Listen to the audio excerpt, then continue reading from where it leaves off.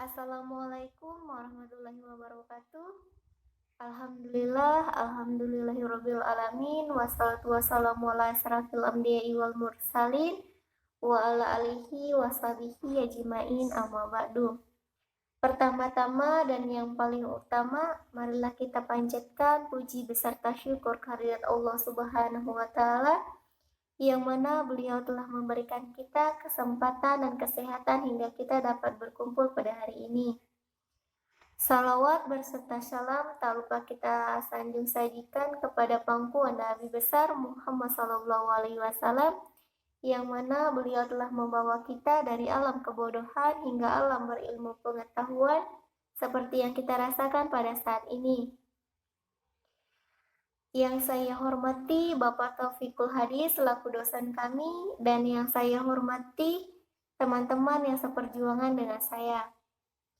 Baiklah, saya akan memperkenalkan anggota dari kelompok saya, yaitu yang terdiri dari Gunawan, Andi Purnama, dan saya sendiri Arini Mahrejeki. Baiklah, saya akan memulai materi pada hari ini dari judul makalah kami yang berjudul Pengertian Hukum Pidana Islam.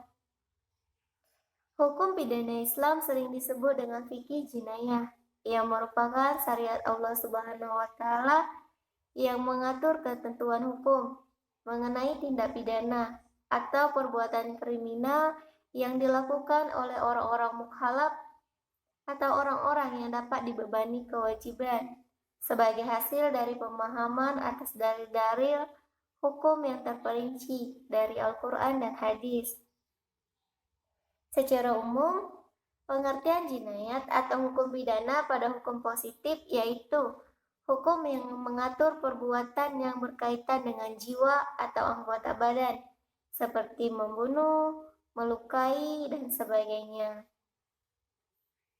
Landasan hukum peradilan dalam Al-Quran dan hadis yaitu prinsip keadilan, merupakan prinsip ketiga dalam demokrasi Islam, seperti lainnya musyawarah, perkataan keadilan yang bersumber dari Al-Quran dan hadis, seperti contoh yang terdapat dalam surah An-Nisa ayat 135 yang artinya, wahai orang-orang yang beriman, jadilah kamu orang-orang yang berpenegak keadilan, menjadi saksi karena Allah Subhanahu wa taala atau biarpun terhadap dirimu sendiri, ibu bapak dan kaum kerabatmu, karena sesungguhnya Allah Maha mengetahui.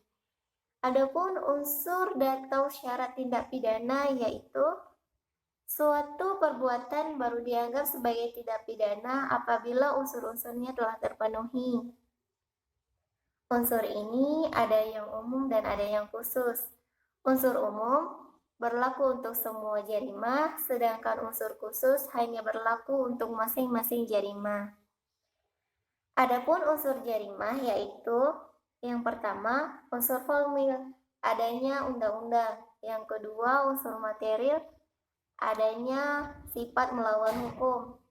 Sifat melawan hukum yaitu sifat hukum yang dalam fungsinya yang positif menganggap suatu perbuatan sebagai sesuatu yang melanggar, meskipun tidak nyata diancam dengan pidana dalam undang-undang apabila bertentangan dengan hukum-hukum lainnya atau peraturan lainnya.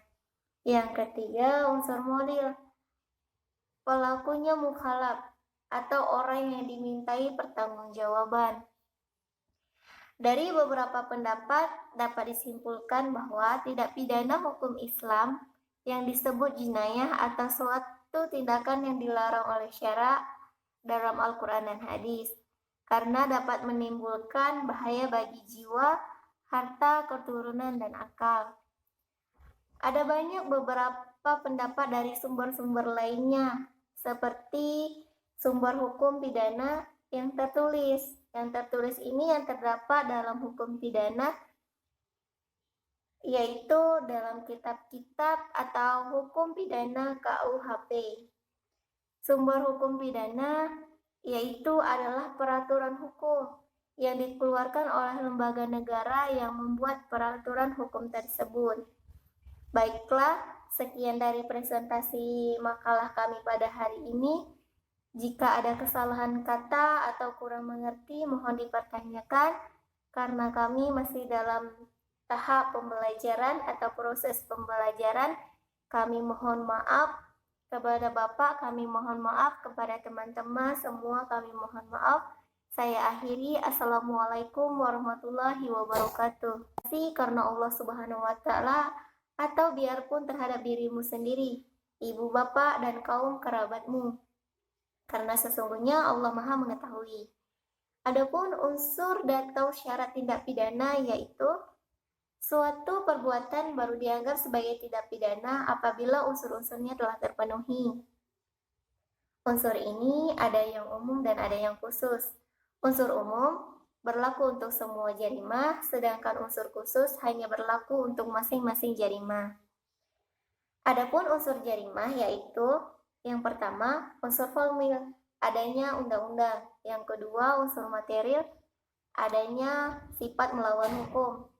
Sifat melawan hukum yaitu sifat hukum yang dalam fungsinya yang positif menganggap suatu perbuatan sebagai suatu yang melanggar, meskipun tidak nyata diancam dengan pidana dalam undang-undang apabila bertentangan dengan hukum-hukum lainnya atau peraturan lainnya. Yang ketiga, unsur modil, pelakunya mukhalaf atau orang yang dimintai pertanggungjawaban. Dari beberapa pendapat dapat disimpulkan bahwa tindak pidana hukum Islam yang disebut jinayah atau suatu tindakan yang dilarang oleh syara dalam Al-Quran dan hadis, karena dapat menimbulkan bahaya bagi jiwa, harta, keturunan, dan akal. Ada banyak beberapa pendapat dari sumber-sumber lainnya, seperti sumber hukum pidana yang tertulis. Yang tertulis ini yang terdapat dalam hukum pidana, yaitu dalam kitab-kitab atau hukum pidana KUHP.